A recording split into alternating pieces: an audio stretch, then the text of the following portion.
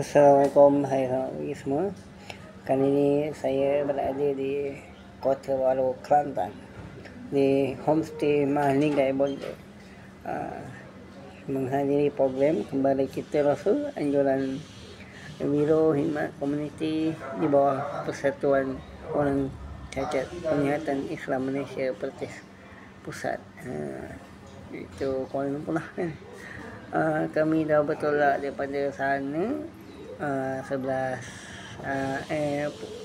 Rabu malam, kemudian sampai di Masjid Buloh Gua Musang lebih kurang 4 pagi. Kemudian kami solat di sana, kemudian sarapan nasi lemak lah, alhamdulillah. Lepas tu kami bergerak ke Masjid Al-Ghazali dan solat duha di sana, dan sedikit perkongsian lah daripada ahli jawatankuasa Pertis Pusat. Kemudian kami bergerak dialah ke Pondok Tahfiz Pok Teh di Kenelong. Dekat Pondok Tahfiz tu ada ziarah yang unik lah. Itu pada banjir besar 2014, kalau semua masih ingat lah. Kalau tak ingat tak apa. Masjid tu tidak ditenggelami banjir lah.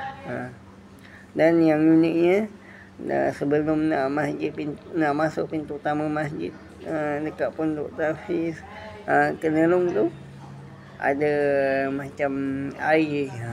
So sebelum nak masuk masjid Pondok Tahfiz Pok Teh tu ada air, kena buka slipper lah. Lepas tu baru kita akan celup kaki dalam air baru masuk masjid lah. Lepas tu dia dekat dengan sungai, dan dia ada sejarah yang unik jugalah. Tapi alhamdulillah setakat taklimat yang diberi oleh orang yang dekat situ, kira